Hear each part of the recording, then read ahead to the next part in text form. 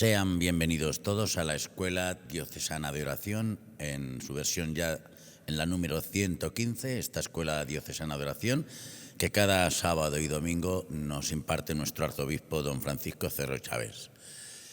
Testigos de la misericordia, tenemos hoy la figura de San Francisco de Borja. Francisco de Borja y Aragón, nacido en Gandía, 1510, en Roma, 1572, religioso español, que fue el tercer prepósito general de la Compañía de Jesús.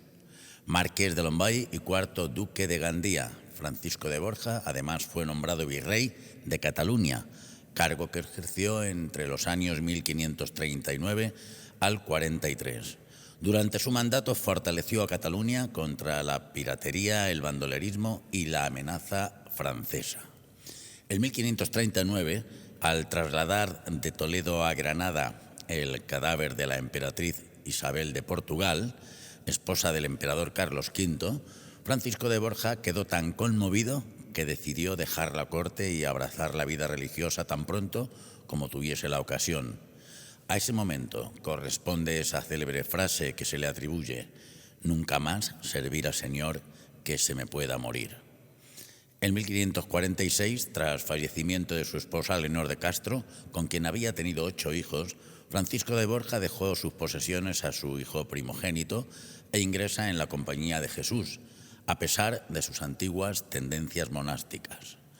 Sacerdote, en 1551 se dedicó a la predicación y obedeció a San Ignacio de Loyola, fundador de la Compañía de Jesús, quien lo nombró más tarde comisario de España en las Indias.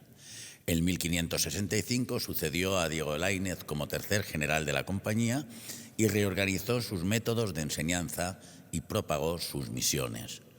Durante una estancia en Roma fundó el noviciado de San Andrés y el Colegio Romano e hizo levantar la Iglesia de la Anunciación. Al regresar de un viaje por España, Portugal y Francia para negociar la defensa contra los turcos, murió en Roma en el año 1572. San Francisco de Borja fue canonizado en 1671 y su festividad la celebramos el 3 de octubre. Escuchamos la catequesis de don Francisco. ¿Quién es San Francisco de Borja? Hemos escuchado una muy sencilla pero muy acabada pequeña síntesis de la vida de este hombre, el duque de Gandía, jesuita, el tercer sucesor de San Ignacio de Loyola como general de los jesuitas, un hombre que tiene como una doble conversión que se llama en la vida espiritual, porque era un hombre coherente con la fe, casado, 8 hijos, un hombre ejemplar, pero que no acababa de encontrar en su vida pues esa profundidad y esa plenitud que Dios le vivía. De tal manera que cuando muere su mujer, él se hace jesuita y verdaderamente deja podríamos decir, todo lo que significaba el vivir pues como una persona que en aquellos tiempos pues vivía realmente como un duque, como un marqués, una persona con muchas comodidades, una vida muy regalada, como se diría hoy, ¿no? Una vida muy cómoda. ¿Cómo oraba San Francisco de Borja? ¿Cómo era su oración? No es fácil. Él tiene una carta que es la que leemos en el oficio de lectura, que es una carta de un diálogo que tiene con Pedro Fabro, que es ya santo, como sabéis, ya es San Pedro Fabro, porque precisamente el Papa Francisco lo elevó a la santidad a través.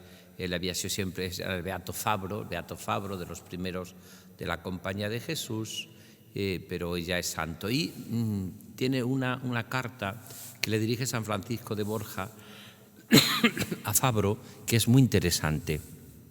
Hay en esa carta, también en algunas cartas que de relación con San Ignacio de Loyola, podemos encontrar mucho de cómo oraba este hombre. Hombre, está claro que su oración era jesuita, Era un hombre que había encontrado a Dios, podríamos decir, como San Ignacio lo transmitía, sobre todo a través de sus famosos ejercicios espirituales.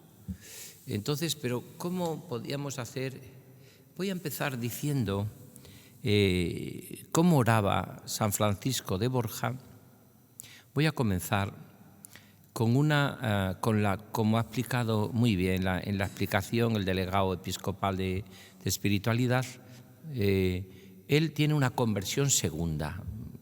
Sabéis que los directores de almas, los maestros de espíritu, dicen que hay 2 conversiones, o 3, pero hay una conversión que es la primera, que es cuando uno se encuentra con Cristo. Para mí la vida es Cristo, que diría San Pablo. Pero esa conversión primera no significa que uno esté totalmente convertido, y no significa que la persona que se haya convertido no tenga todavía que cambiar muchas cosas si quiere realmente encontrar y alcanzar esa santidad, ¿no? Está claro que Pablo, en el camino de Damasco, se encuentra con Jesús, pero Pablo era muy fariseo todavía y tenía muchas actitudes farisaicas y en muchas cosas era rigorista según la ley, está claro, lo dice él. Va a haber una transformación poco a poco. Probablemente Pablo se convierte también y definitivamente cuando fracasa en el Areópago y dice ya no volveré jamás a predicar más que a Cristo y este crucificado, ¿no? Cuando se da cuenta del fracaso, cuando uno no se identifica con Cristo crucificado. Y entonces no volveré más que a predicar a Cristo y este crucificado. Y todavía hay una conversión mucho más grande en Pablo. Casi podríamos hablar de una tercera conversión. Cuando Pablo pues va a repetir en su vida que le ha pedido al Señor que le quite un aguijón que le apalea, algo que se le mete en el cuerpo y que no le deja vivir. Y él le ha dicho al Señor, Pablo, te basta mi gracia. La fuerza se realiza en la debilidad, porque cuando soy débil, entonces soy fuerte. Cuando soy débil, entonces soy fuerte. Mira, a San Francisco de Borja le ocurre lo mismo. Él ya estaba convertido. Él era un buen padre ejemplar y un esposo maravilloso. Él era como duque de Gandía, como realmente un hombre de autoridad. Había hecho grandes servicios a la Iglesia y a la corona. Él era un hombre bueno, ¿Qué le faltaba? Pues le faltaba lo que nos falta a todos, una segunda conversión. Es decir, a todos nos falta pasar de que Cristo, me he encontrado con Cristo como centro de mi vida, que es la conversión. Allá no soy yo quien vive, es Cristo quien vive en mí, la segunda conversión. Es decir, que uno pasa de no poder vivir ya sin Cristo, por Él, con Él y en Él. Esa sería la segunda conversión. ¿Y esto cuándo le sucede en la oración a San Francisco de Borja? ¿Cómo oraba Francisco de Borja? Pues ha explicado muy bien al principio cómo él tiene que acompañar al cadáver de la reina. Él va, porque tiene que enterrarse la reina, o mejor dicho, la reina, era una persona de las más importantes de la corte, tenía ella que acompañar a una mujer, dicen que guapísima, una mujer que había destacado por su belleza, y cuenta que cuando destapan la caja llevaba mucho tiempo ya en descomposición, y entonces descubrió pues una piltrafa humana, ¿no? Y dijo aquella frase famosa, San Francisco de Borja, que se ha hecho famosa en toda la humanidad, en todos los ambientes cristianos, ¿no? No volveré a servir al Señor que se me pueda morir. Aquí está su conversión segunda, es decir, él de vivir muy bien, de tener muchas comodidades, de tener una oración que podíamos llamar que era una oración que le llevaba a vivir con paz, y tiene que ser así, su relación con Jesús, a que estaba a gusto con lo que tenía. Pero, Señor, ¿qué me falta todavía? Eso que le pregunta el joven rico a Jesús, eso se lo preguntaba muchas veces en su oración San Francisco de Borja al Señor, que era lo que le preguntamos también nosotros. ¿Por qué esta pregunta? Mirad, porque también lo dice la oración colecta de San Francisco de Borja que celebramos el 3 de octubre. Que yo descubra, Señor, en mi vida de oración, que no existe alegría más grande que gastarse y desgastarse en tu servicio. Eso es lo que dice preciosamente la oración colecta. No hay alegría más grande en nuestra vida que gastarse y desgastarse en el servicio del Señor. Por tanto, primera clave de la oración de San Francisco de Borja, un hombre que vive cumpliendo la voluntad de Dios, un hombre casado, un hombre con una mujer espléndida, con 8 hijos, que le van bien las cosas, un cristiano coherente en su fe. Pero ¿qué me falta, Señor, todavía? Esa pregunta que nos hacemos también todos al final. La vida se nos ha dado y la merecemos dándola. La vida se nos ha dado como un don y una tarea. Y en el fondo esa tarea se la pregunta con muchísima sabiduría San Francisco de Borja, al cual yo le tengo un cariño muy especial. Él pasó muchas veces por Extremadura y estuvo en el Palancar, un pueblecito donde estuvo San Pedro de Alcántara, a ver a San Pedro de Alcántara, camino de Portugal. Allí está, en la capillita del Palancar, el encuentro entre 2 grandes santos, San Pedro de Alcántara y San Francisco de Borja. Él tuvo relación con todos los santos de su época, San Ignacio de Loyola, los jesuitas, San Pedro Fabro. Por tanto, un hombre que su oración era, en el fondo, nuestra oración, cuando no estamos plenamente todavía convertidos. Es decir, que la conversión es la tarea de siempre, como la humildad, cuando uno es humilde, cuando ha alcanzado uno el grado suficiente de humildad, que es la base de la santidad. Decía San Francisco de Asís que ninguna virtud la cesta al Señor si no está cimentada sobre la humildad, sobre una profunda humildad. Por tanto, primera clave de la oración de San Francisco de Borja, jesuita, el duque de Gandía, un hombre importante de España, una persona muy vinculado también a Cataluña, Valencia, a todos aquellos lugares. Él, que hace una labor fantástica, es que su oración le lleva a algo que podríamos decir de pasar de que su vida, el centro es Cristo, a vivir solo de Cristo.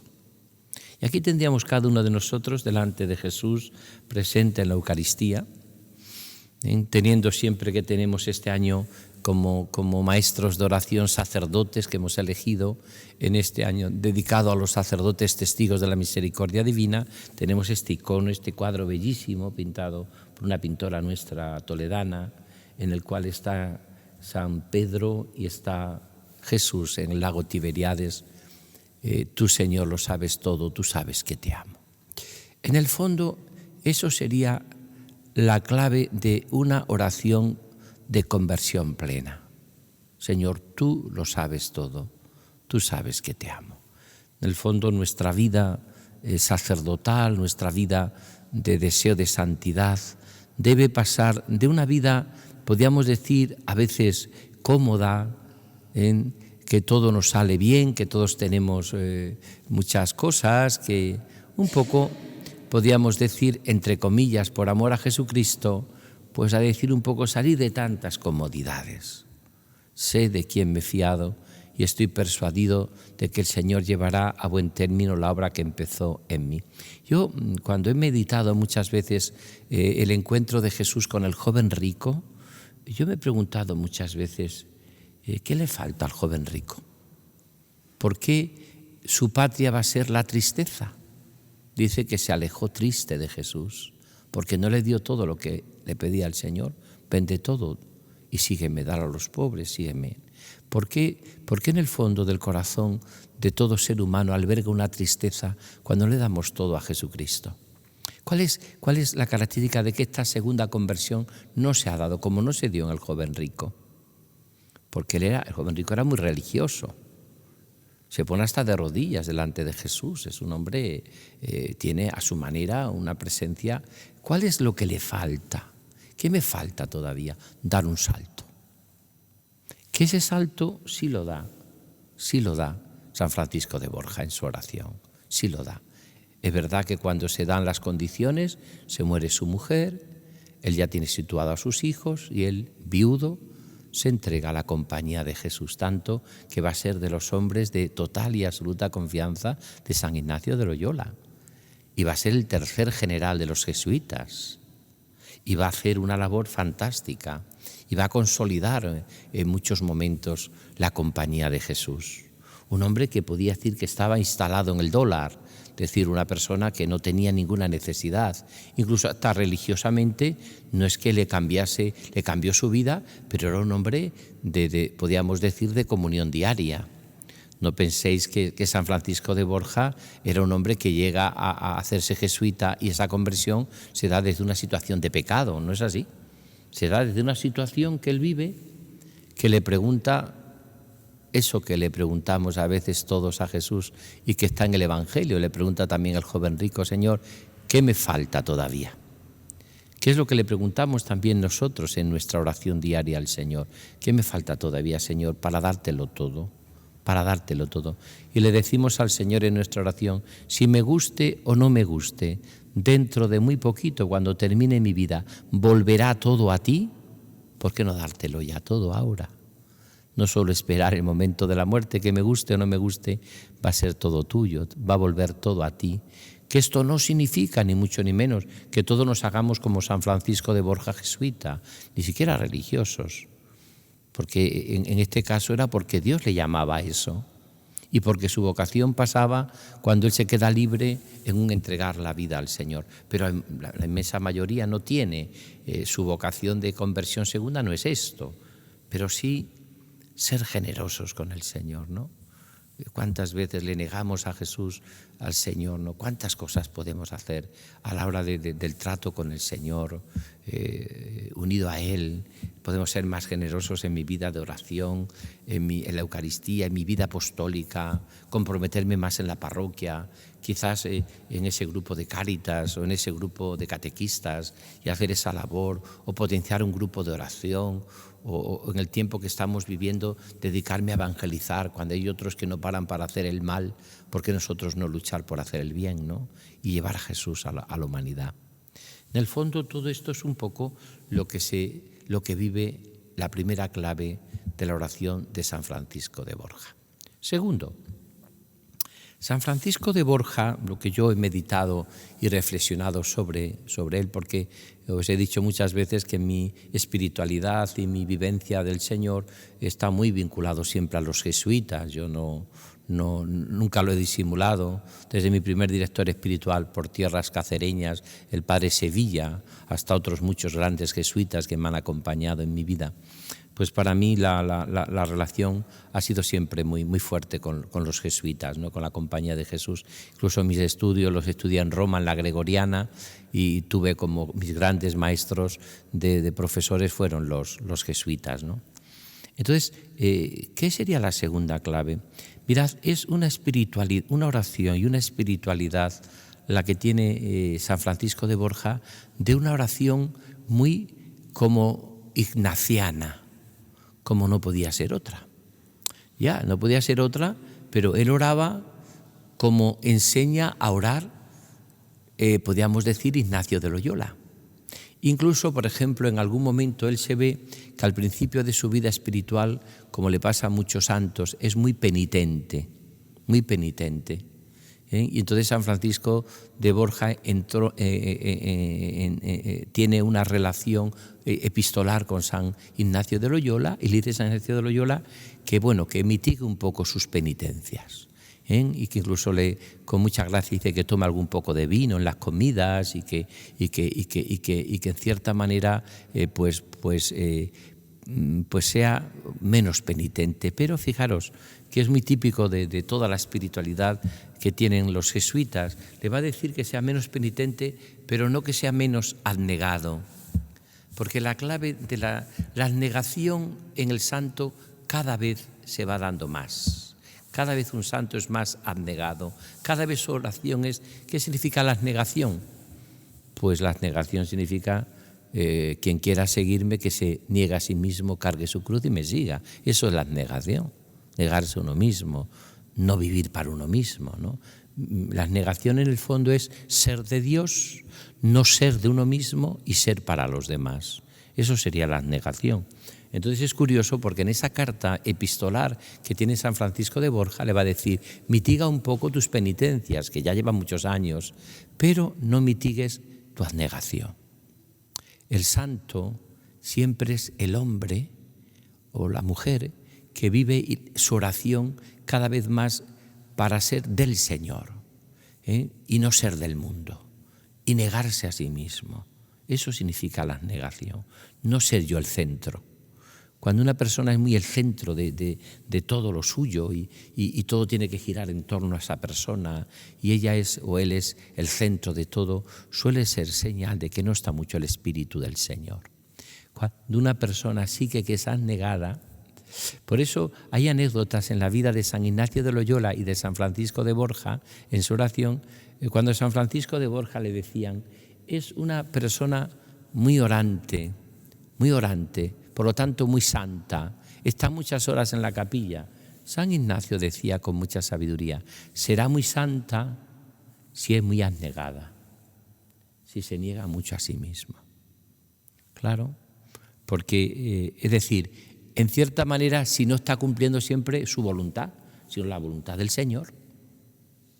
La voluntad del Señor. Porque muchas veces, ¿y esto dónde se aprende? En la escuela de oración. Es decir, se aprende en el trato personal con Jesucristo. Se aprende, una persona que es muy de Dios, está feliz cuando está en la voluntad de Dios, le guste más o le guste menos. Sin embargo, cuando la persona tiene que hacerse siempre lo que ella quiere y es una cabezona y una cabezonería tremenda, pues eso no significa que esté el Espíritu del Señor con él o con ella. No está el Espíritu del Señor con la persona. El Espíritu está con nosotros en la medida en que cada uno de nosotros es fiel a los proyectos de su corazón, ¿no? ¿Cómo oraba San Francisco de Borja? Pues con una oración que se hacía como lo hacen la oración ignaciana, profundamente vivir en la voluntad de Dios. Ya no soy yo quien vivo, sino que es Cristo quien vive en mí. Y en ese cumplimiento de la abnegación, en ese cumplimiento, pues él vive lo que podíamos decir que no tenía más voluntad que la voluntad de Dios. Eso decía también San Maximiliano Kolbe, hablando de la Virgen. San Maximiliano Kolbe dice que María no tenía más voluntad que cumplir la voluntad de Dios. Por lo tanto, cumplir la voluntad de María es cumplir la voluntad de Dios, porque María no hizo más en su vida que cumplir la voluntad de Dios, ¿no? Una idea muy bonita, pero que está en esta línea de San.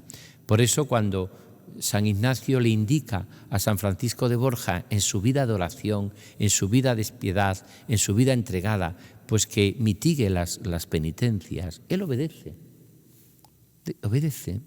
Cuídate un poco más, cuida tu salud, cuida las comidas. Incluso le dice con mucha gracia lo que le dice San Pablo cuando escribían sus cartas a Timoteo, a Tito: toma un poco de vino. Es decir, que para entonces pues era, en cierta manera, como diría yo,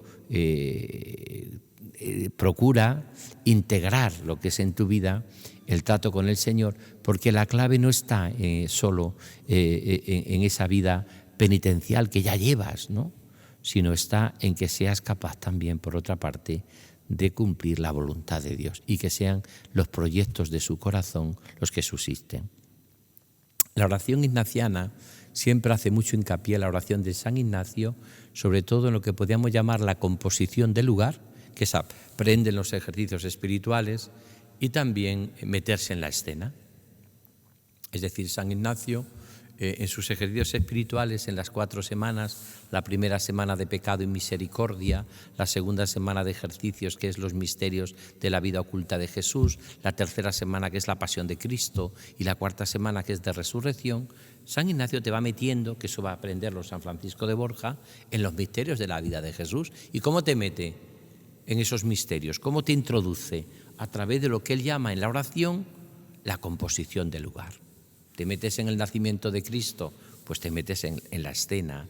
Te pones en la pasión de Cristo, te pones con María y con Juan y la Magdalena a mirar a Jesús de corazón abierto. Te pones en la escena de la Samaritana y te sientes allí en la escena con Jesús junto al brocal del pozo. Eso en el fondo es lo propiamente ignaciano. Entonces, San Ignacio le enseña a Francisco de Borja esa oración. Él probablemente ya de laico, de seglar, había hecho muchas antes de hacerse jesuita, había hecho ejercicios espirituales, había tenido mucha experiencia de Dios, ¿no? Hasta que da el paso definitivo a marcharse y a los jesuitas, ¿no? Y dejarlo todo, ¿no? Lo deja todo a sus 8 hijos, para estar, lo queda todo bien arreglado, pero una vez que se queda viudo, pues quiso darle al Señor toda su vida. Y termino, tercero. Mirad, ¿cómo oraba San Francisco de Borja? He buscado rasgos propios de la oración de San Francisco de Borja. Cuando lo preparaba, he buscado rasgos propios y me he quedado con una cosa. Vais a decir, pues qué poco original. Pues sí, era una oración humilde. Ya está. Lo pone él en la carta que escribe, se escribe con el beato Fabro, o mejor dicho, está con San Pedro Fabro. San Ignacio en esa oración, en ese diálogo que tiene con San Pedro Fabro, habla Francisco de Borja de la humildad profunda del corazón para encontrarse con Jesús. Mirad, como no seamos humildes, no oramos. Lo que hacemos es contemplándonos, contemplar nuestro ombligo. Porque el que va a la oración solo a ver cómo se encuentra ella o él, estoy bien, no estoy bien, me duele una oreja, me duele una nariz, me duele, estoy mal, no tengo, estoy desolado, estoy consolado, me duele la pestaña. Mirad, como estemos así, probablemente nos estemos dando vueltas a nosotros mismos en la oración. Yo cuando doy los ejercicios espirituales de mes, en la segunda semana, a todos los que hacen ejercicios conmigo, le digo, ahora es el momento de algo que está muy en la espiritualidad de San Ignacio, que es romper el espejo. Hay unos momentos en la vida espiritual, en la vida de oración, que tienes que romper el espejo. ¿Qué es romper el espejo? Dejarte de mirar. En la oración, dejarte de mirar. Porque como te pases toda la oración siguiéndote, mirándote, pues no adelanta. Entonces, rompe el espejo. Y a partir de entonces, que tu oración va a cambiar esencialmente, ¿a quién tienes que mirar?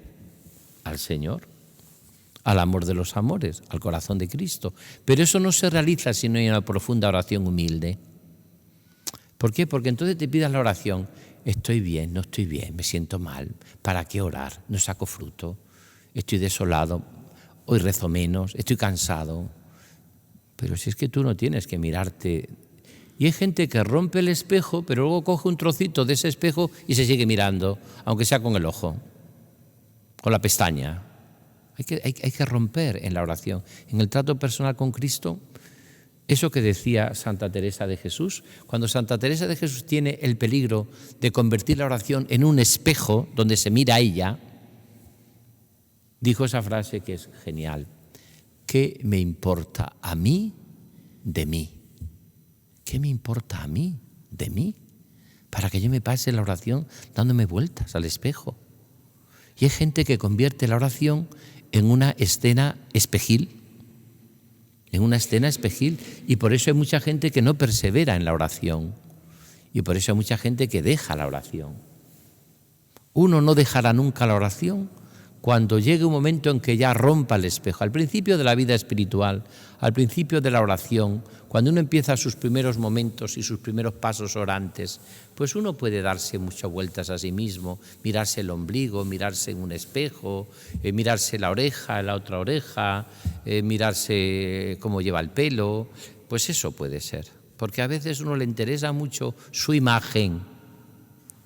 Cuando uno va provocando en su corazón la entrega y la santidad al Señor y va buscando en su vida y en su corazón una profundísima intimidad con Jesucristo, cuando tiene, entonces ya, ¿qué me importa a mí de mí?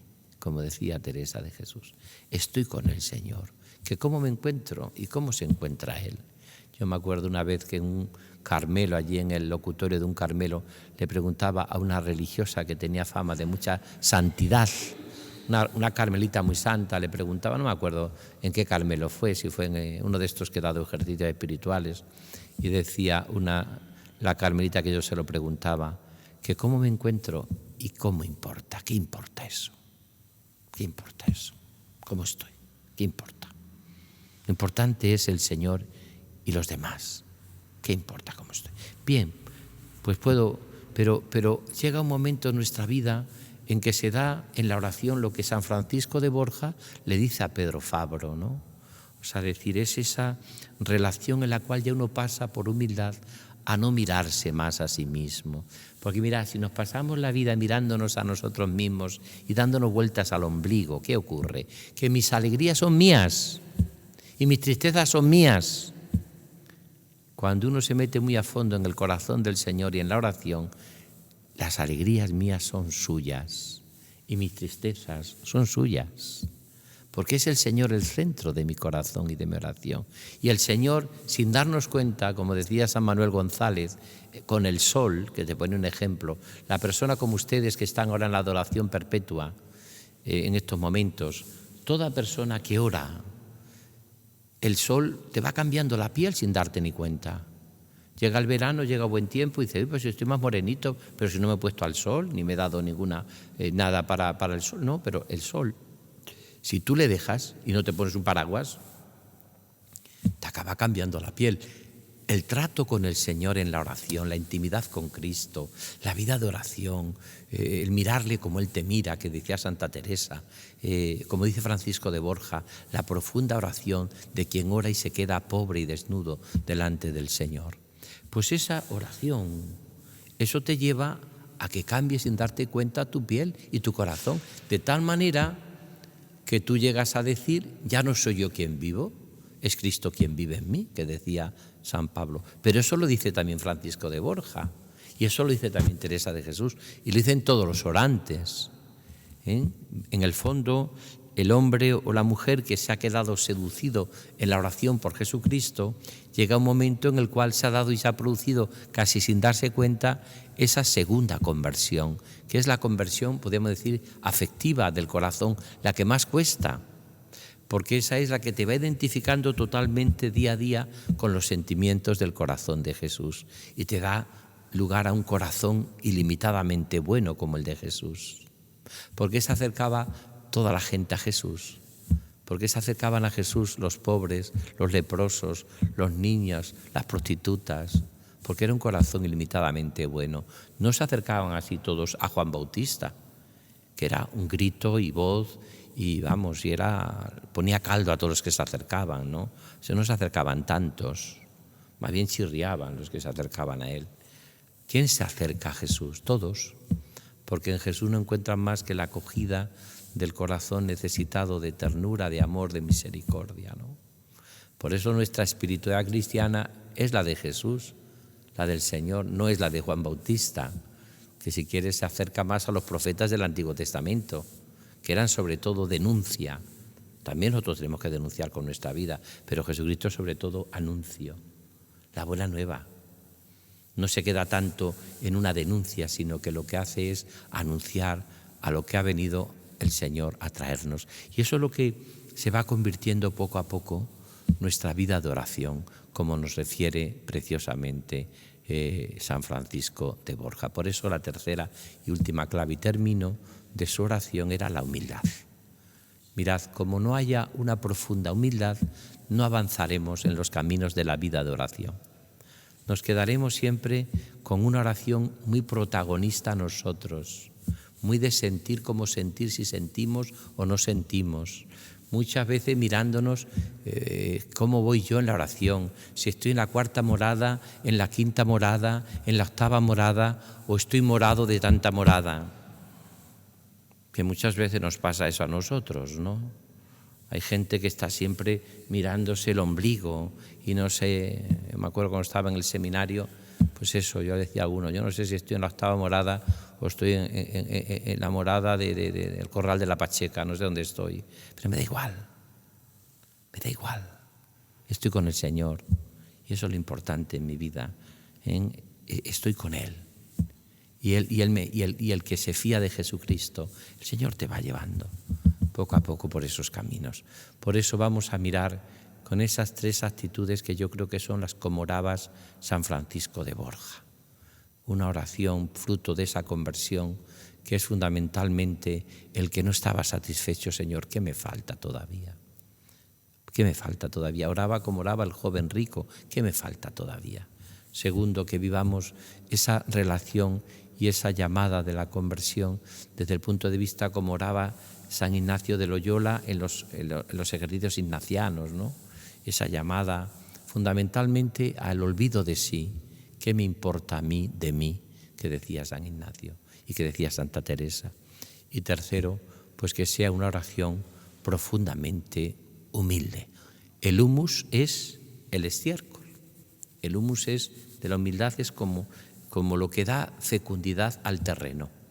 En un terreno que hay estiércol, humus, que hay humildad, ese terreno dará abundante fruto y fruto abundante.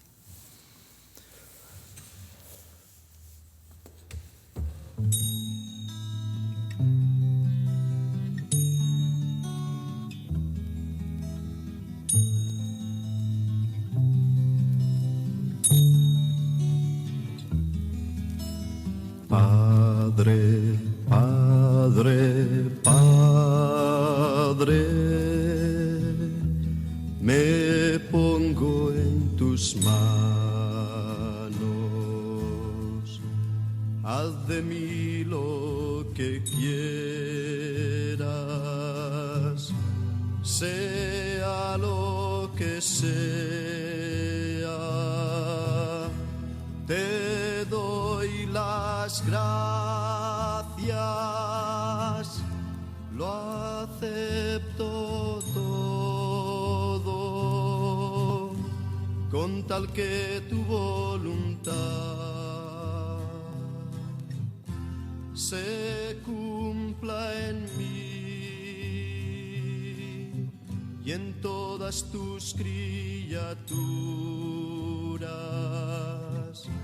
No deseo nada más, Padre, no deseo nada más. Yo te ofrezco mi alma y te la doy con todo el amor de que soy capaz, porque deseo darme, ponerme en tus manos sin medida,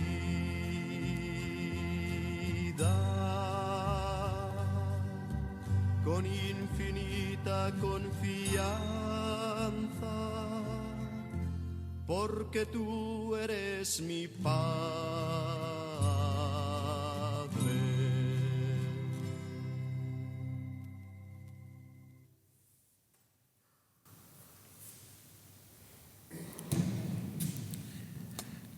María Pilar Sánchez Beato Espiau, de Toledo, seglar, y pertenece a la parroquia de San Nicolás. Viene a darnos hoy su testimonio.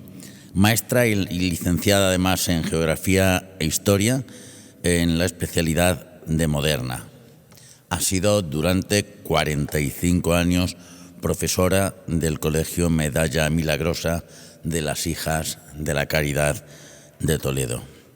Doy gracias a Dios también esta tarde por este testimonio, porque ella es como de mi familia, ella es como una hermana, ella es de la casa.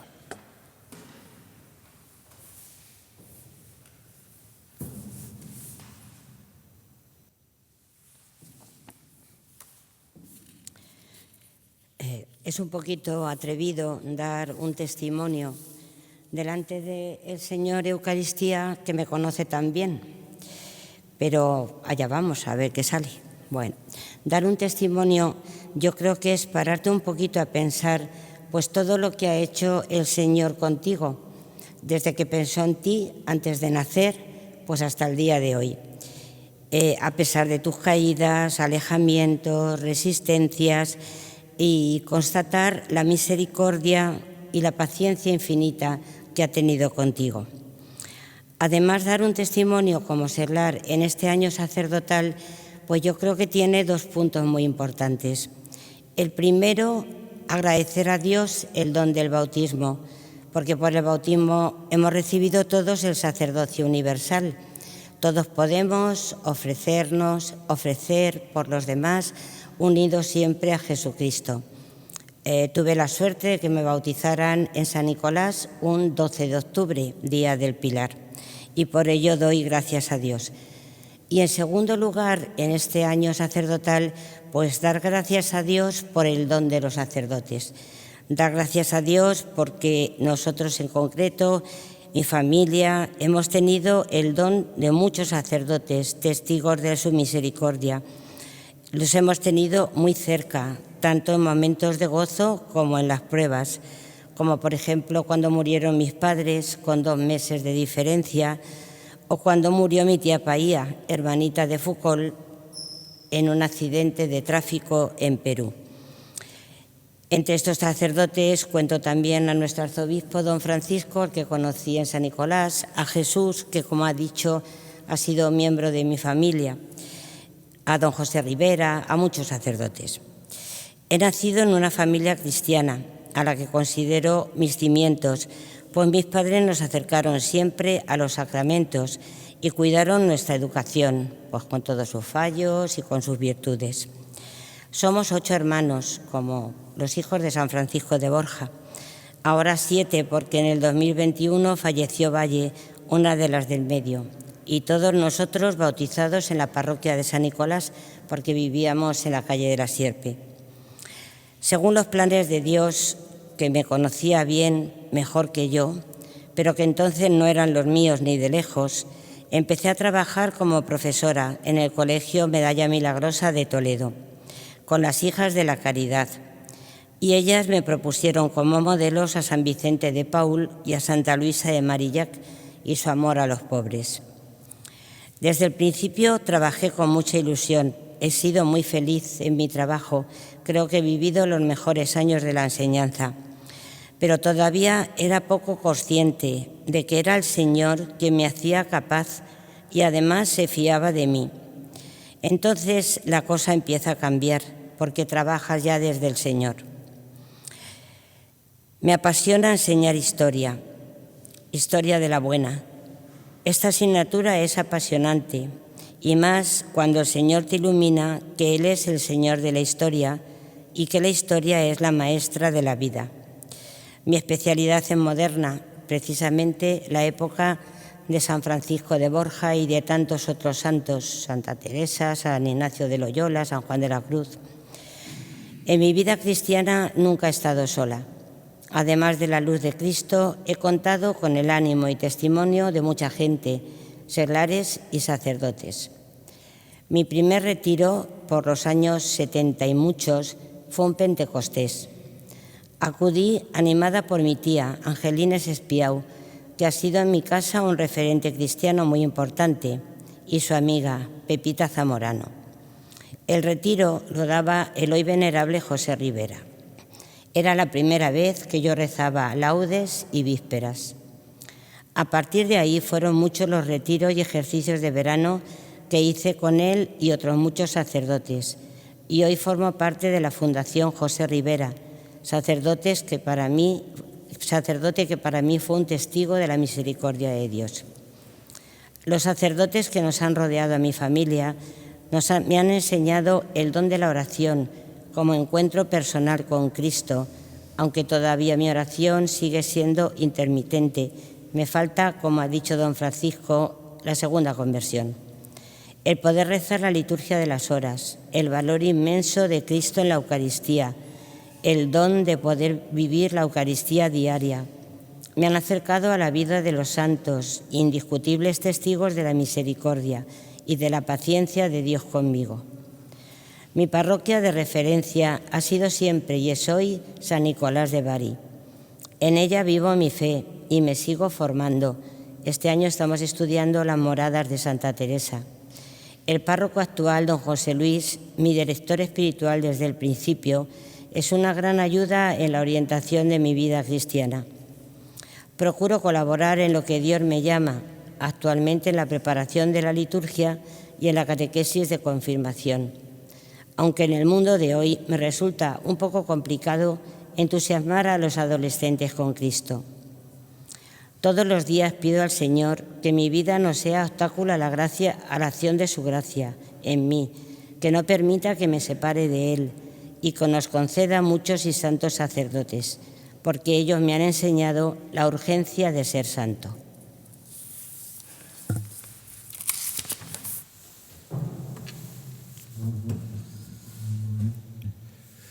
Pues un testimonio precioso de nuestra querida hermana, que apreciamos todos y que la consideramos todo hermana de los sacerdotes, por también su vinculación no solo a la parroquia tan querida de San Nicolás, como ha dicho muy bien, de los grandes sacerdotes que han estado en esa parroquia, sino también su vinculación a todo lo diocesano, también a través de la Fundación Don José Rivera. Pues muchas gracias por todo, de verdad. Gracias por tu testimonio, gracias por tu vida sacerdotal también, unida a los sacerdotes. Aquí están pasando este año muchas hermanas, muchas madres de sacerdotes que tú te puedes considerar de eso también, madre y hermana de sacerdotes. Gracias por tu labor. Y seguiremos trabajando día a día con este esquema que va siendo clave ya en toda nuestra vida, y es estos testigos, sacerdotes que nos enseñan a orar. Este año, testigos de la misericordia divina. Seguiremos semana tras semana profundizando en este misterio tan maravilloso de cómo ellos nos enseñan a orar. Orar, que es lo más grande que tenemos, porque es la oración la que nos devuelve el trato con Cristo, la que nos devuelve la esperanza.